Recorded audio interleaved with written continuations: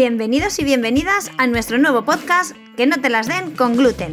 Una nueva y divertida forma de aprender cuestiones interesantes sobre la enfermedad celíaca y la dieta sin gluten y resolver de forma rápida tus dudas con los mejores expertos. En nuestro podcast de hoy hablaremos sobre la enfermedad celíaca, la alergia al trigo y la sensibilidad al gluten no celíaca con nuestros compañeros César y Rebeca. Y contaremos con la participación de un gran profesional, el doctor Santiago Vivas Alegre, del Servicio de Aparato Digestivo del Complejo Asistencial de León. No lo dudes, quédate y escúchanos.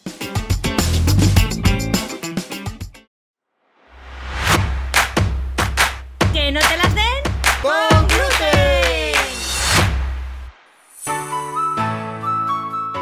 Buenos días, César. Buenos días, Rebeca. Bueno, pues hoy es nuestro segundo podcast y queremos abordar la parte médica de la enfermedad celíaca y aprender a diferenciar las diferentes patologías relacionadas con el gluten. Para ello hoy tenemos con nosotros al doctor Santiago Vivas, que es médico especialista del aparato digestivo en el Complejo Asistencial de León. Buenos días, Santiago. Buenos días, Rebeca, César. Buenos días, Santiago.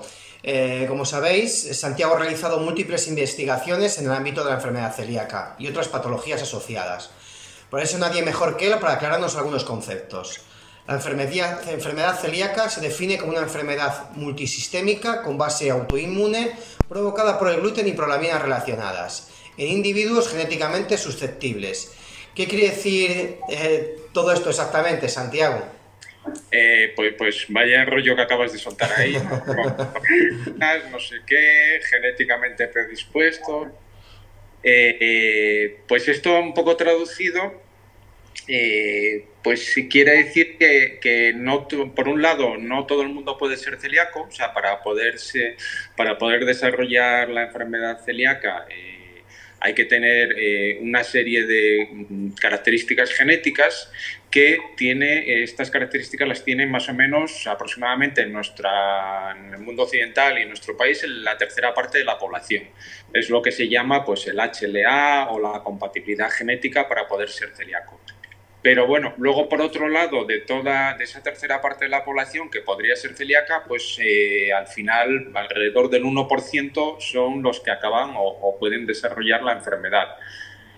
¿Por qué? Pues porque el gluten y las proteínas que contiene el gluten y bueno, ya en el otro podcast probablemente se haya explicado la patogenia de la enfermedad más en detalle, pero bueno, al final estas proteínas y estos péptidos, que son proteínas más pequeñas, lo que pueden hacer en los individuos que tienen esta predisposición es desencadenar la respuesta inmunológica. Y esta respuesta inmunológica consiste en que nuestro organismo, nuestro sistema inmune, reconoce al gluten, a esta proteína que tienen los cereales, que tienen el trigo, la cebada, el centeno principalmente, pues lo reconoce como algo extraño. Y entonces intenta luchar contra ello, ¿no? Como si fuera algo que estuviera agrediendo a nuestro organismo.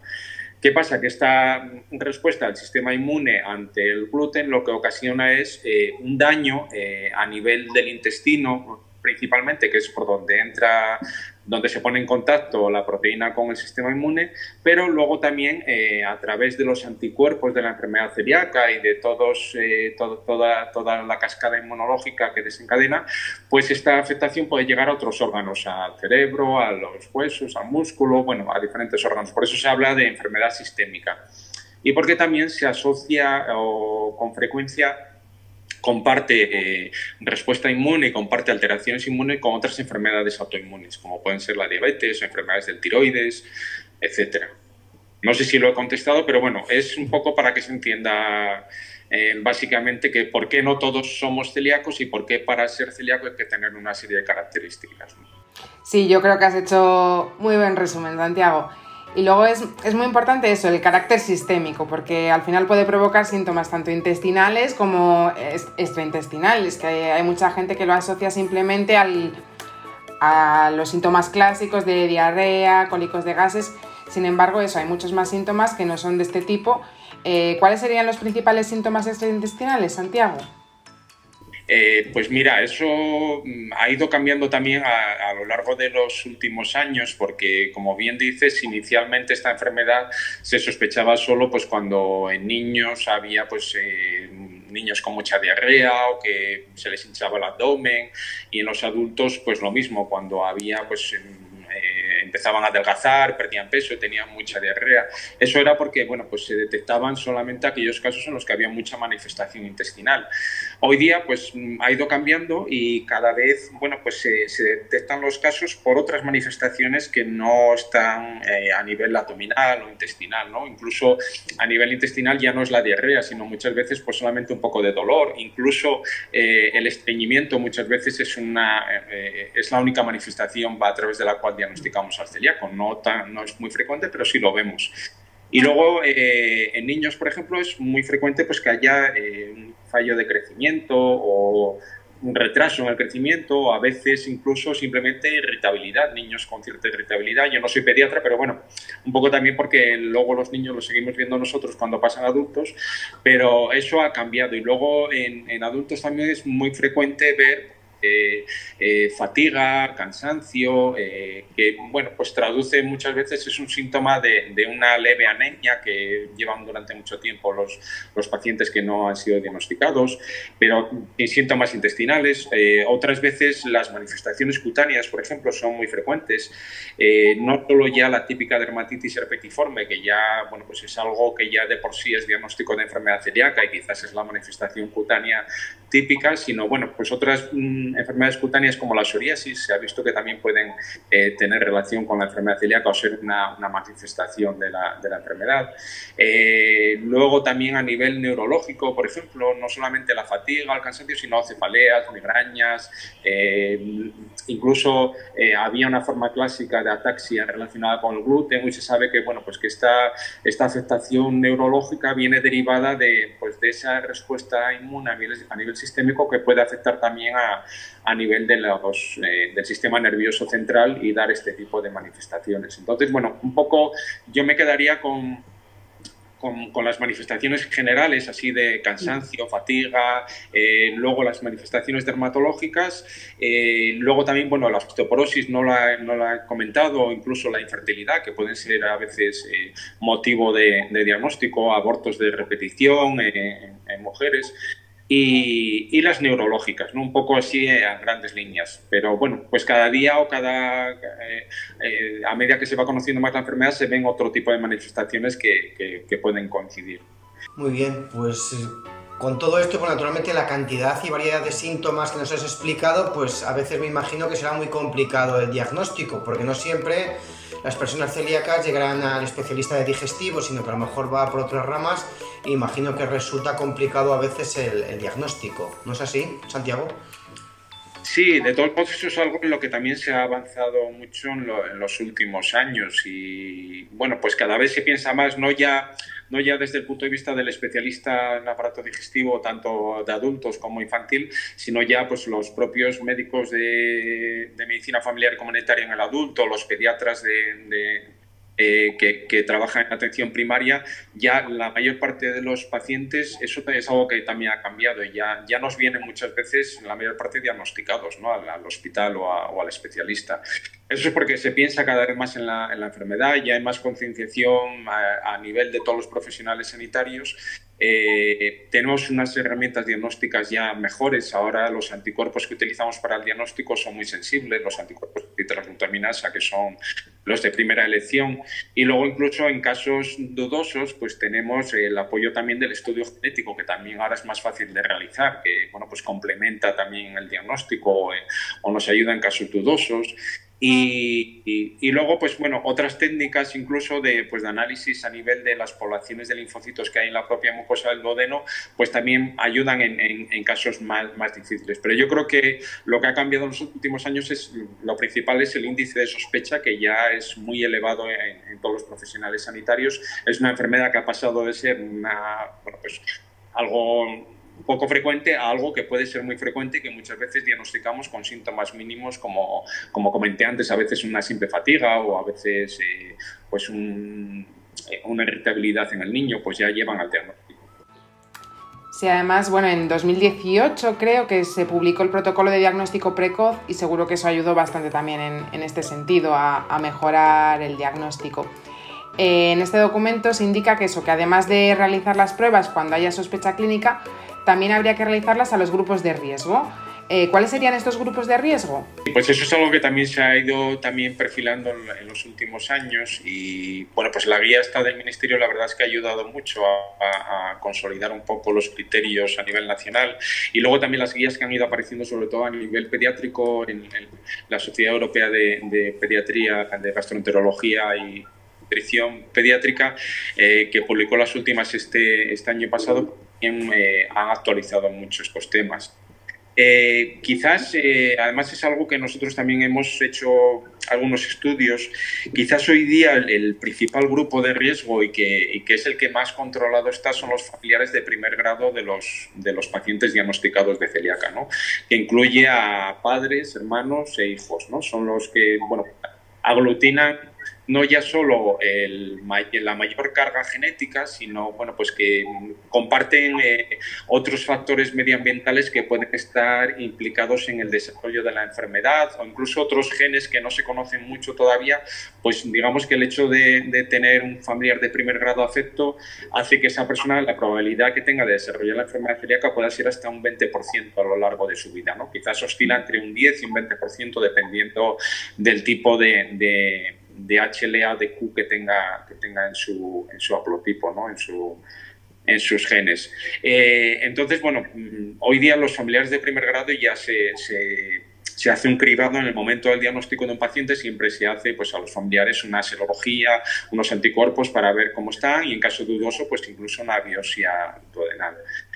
Y luego los otros dos grandes grupos que también se hace, yo creo que de forma sistemática por el propio médico de primaria o incluso por los especialistas, son la diabetes tipo 1, que son aquellos diabéticos que debutan en edades tempranas y que precisan de insulina. Bueno, pues en esos también se hace de forma rutinaria un cribado, bien cuando haya al mínimo síntoma o bien cuando van al especialista y de la que se hace una analítica general, pues se hace la serología celíaca. Y el otro gran grupo son las enfermedades autoinmunes, de las cuales yo destacaría, o creo que es en la que más se está haciendo, es en las enfermedades autoinmunes tiroideas. Y vemos mucho en consulta, ¿no? Pacientes que han debutado con que han tenido una tiroiditis autoinmune hace tiempo y luego, bueno, pues durante el seguimiento se detecta la enfermedad celíaca. Yo, para no liarlo, yo creo que lo dejaría un poco en esos tres grandes grupos, ¿no? Porque luego también hay otras enfermedades, pues cromosomopatías como el Down, que también tienen más riesgo y que también se piensa, pero bueno, quizás lo que más tenemos que pensar a nivel clínico son en esos tres grandes grupos. Aunque, por supuesto, se han establecido numerosos grupos de riesgo, pero que al final no a todo el mundo se le puede, pues si no haríamos un cribado poblacional ya, ¿no? Porque la enfermedad celíaca se ha asociado a muchas enfermedades, sobre todo enfermedades autoinmunes. Entonces, bueno, pues en esos otros grupos es donde entra el riesgo, quizás es menor. Ponía antes el 20% que pueden superar los de primer grado, los familiares de primer grado. Quizás tanto la diabetes como las enfermedades autoinmunes del tiroides, el riesgo está entre el 5 y el 10%. Entonces, los otros grupos están un poco por debajo y ya se aproxima al 1% que pueda ser la prevalencia en la población general. Por eso esos tres grandes grupos son los más importantes a la hora del diagnóstico precoz. Además de la enfermedad celíaca, hay otras patologías relacionadas con la ingesta de gluten, como es el caso de la sensibilidad al gluten no celíaca, en la que el tratamiento sería el mismo, es decir, la retirada del gluten de la dieta. ¿Cuáles son las principales diferencias entre la enfermedad celíaca y la sensibilidad al gluten no celíaca?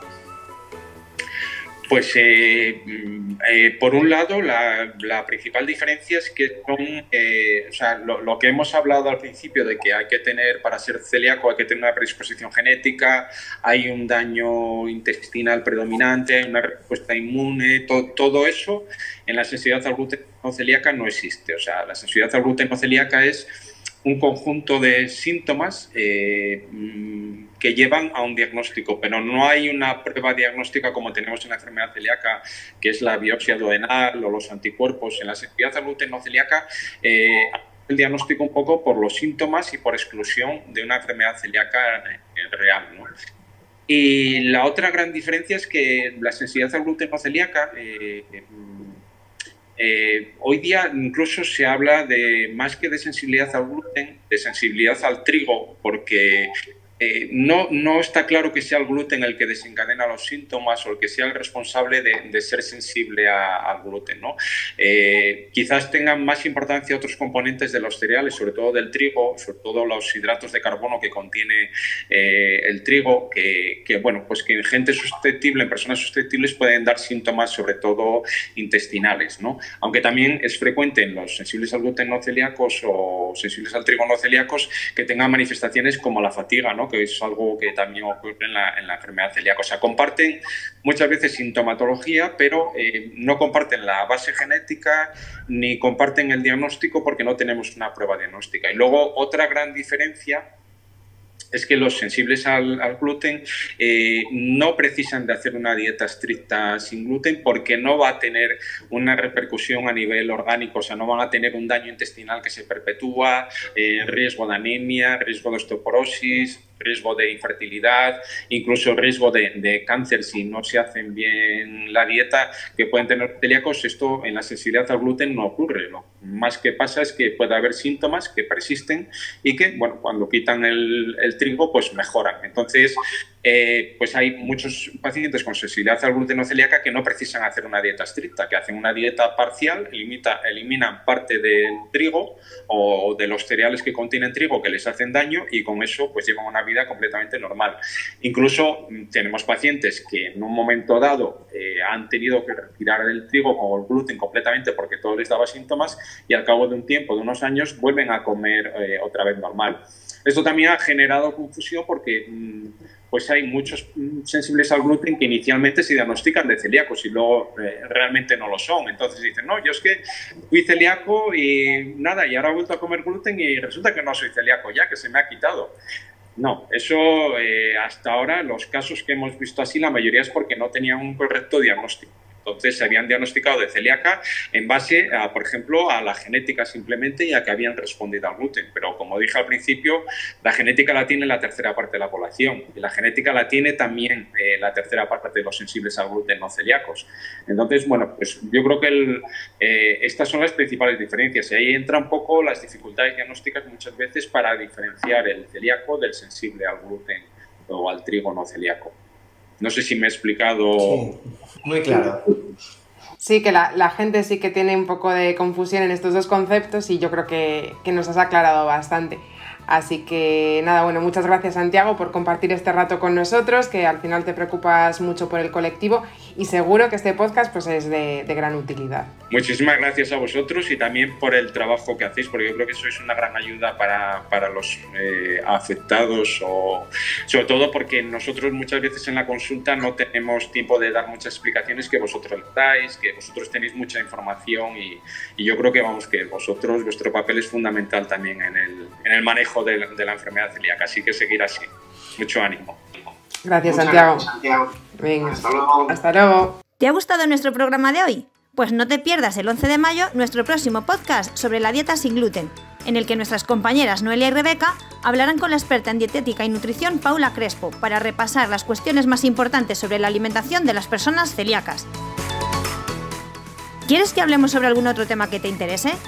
No te preocupes, mándanos un mail a cecaleactividades@hotmail.com o un WhatsApp al 650937176 y haremos todo lo posible por incorporarlo a nuestra programación. Comparte nuestros podcasts y síguenos en nuestras redes sociales. Y recuerda, consulta siempre las fuentes oficiales de información o a tu asociación de referencia para que no te las den con gluten. ¡Hasta el próximo!